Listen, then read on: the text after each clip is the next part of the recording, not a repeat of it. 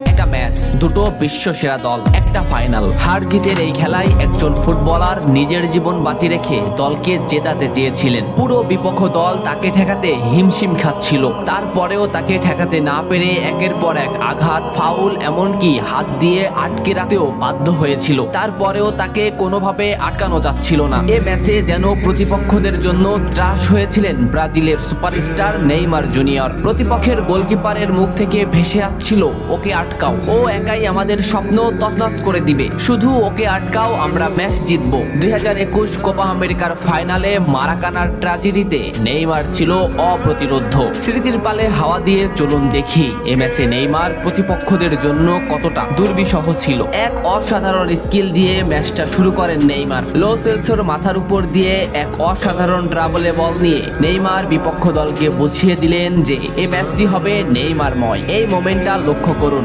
মাঝ মাঠে বল, ক্যাসিমিরো নেইমারকে বল দিল। এই মোমেন্টে পিছন থেকে দি বল, সামনে থেকে আর্জেন্টিনার আরেকটি খেলোয়াড় সরাসরি নেইমারের পায়ে ট্যাকেল করলো। এভাবেই চলতে থাকে ম্যাচ। ম্যাচের 12 মিনিটে নেইমারের উপর যে আক্রমণ চলছে তার কিছুটা প্রমাণ মেলে। প্রতিপক্ষের খেলোয়াড়রা নেইমারের প্যান্টি ছিঁড়ে ফেলে, নেইমার সেটা রেফারিকে দেখায়। ম্যাচের 15 মিনিটে আবারও নেইমার বল নিয়ে সামনে আগাচ্ছে, কিন্তু আর্জেন্টিনার একটি খেলোয়াড় তাকে সরাসরি পায়ে ট্যাকেল করে, মাটিতে গড়িয়ে পড়েন তিনি। এত কিছু করেও নেইমারকে তারা আটকাতে পারছিল না। ম্যাচের এই মোমেন্টটা লক্ষ্য করুন, লেফট সাইড থেকে বল টেনে নিচ্ছে নেইমার। এই মোমেন্টে নেইমারকে ঘিরে আসছে প্রতিপক্ষের 4টি খেলোয়াড়। দুটি খেলোয়াড় সরাসরি নেইমারকে পায়ে ট্যাকেল দিলেন, মাটিতে পড়ে গেল নেইমার, কিন্তু নেইমার ঠিকই পাকুয়ে তাকে বল দিয়ে দিলেন। ডি বক্সের সামনে নেইমারের পায়ে বল, বলে না হিট করে সরাসরি নেইমারের পায়ে হিট করে ডিপল নেইমারকে ফেলে দিল। ডিপলকে এক সাংবাদিক প্রশ্ন করেছিল, কোন ফুটবলারকে আটকাতে তোমার সবথেকে বেশি কষ্ট হয়েছে? ডিপল নিঃশ্বাস নেওয়ার আগেই বললেন নেইমার। কোপা আমেরিকার ফাইনালে নেইমার ছিল